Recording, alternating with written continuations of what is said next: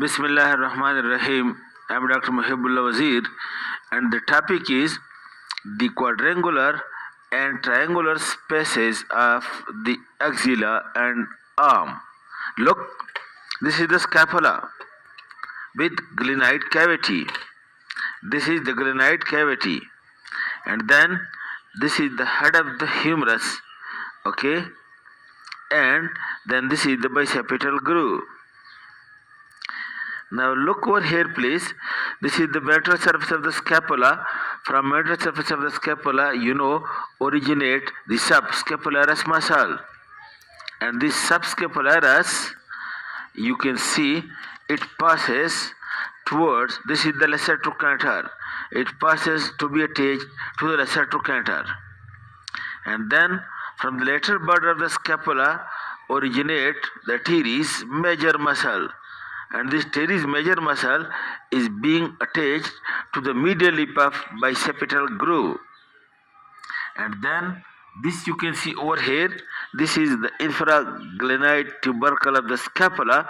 From this infraglenite tubercle originate the long head of the triceps muscle.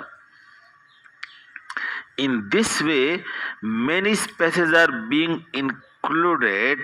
You can see over here, please.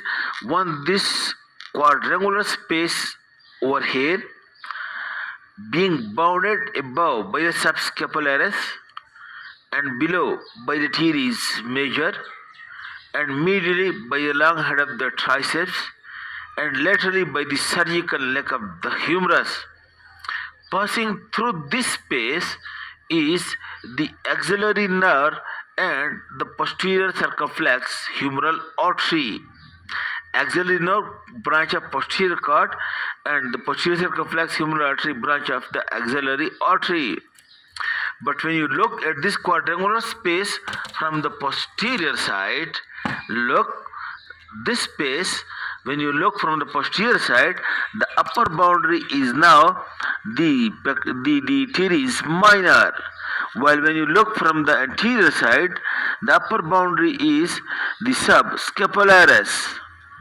The lower boundary is the teres major, and you can see this posterior circumflex humeral artery and axillary nerve coming, look, from over here, from this medial side to the posterior side by passing through this quadrangular space and then in contact with the surgical neck of the humerus. Then look below that, look again, this is the quadrangular space. And then lower down, you see this triangular space. This triangular space which is bounded again above by the subscapularis and below by the teres major and then by the long head of the triceps. And passing through this space, over here is the subscapular artery.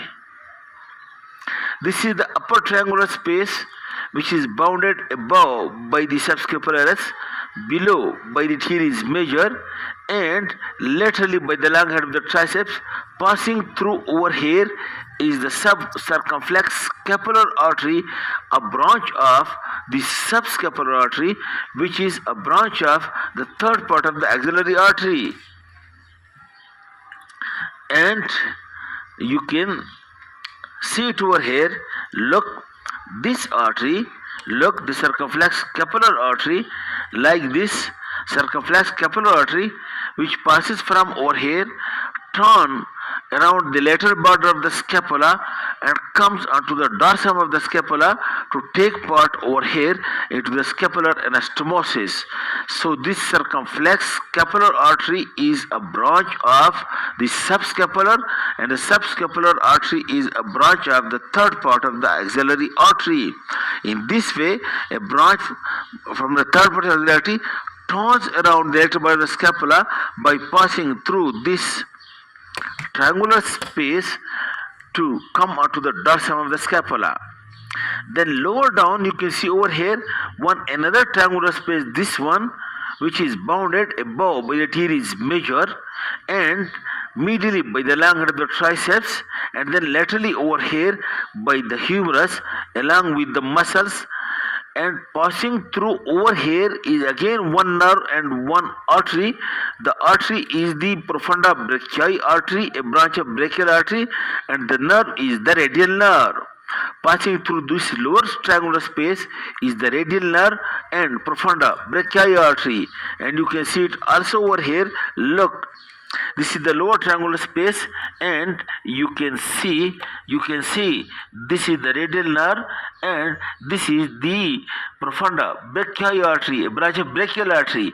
While through the quadrangular space you can see this is the axillary nerve and posterior circumflex humeral artery, which is a branch of the axillary artery. This is all about the quadrangular and triangular spaces of the axilla and the arm region. Thank you very much.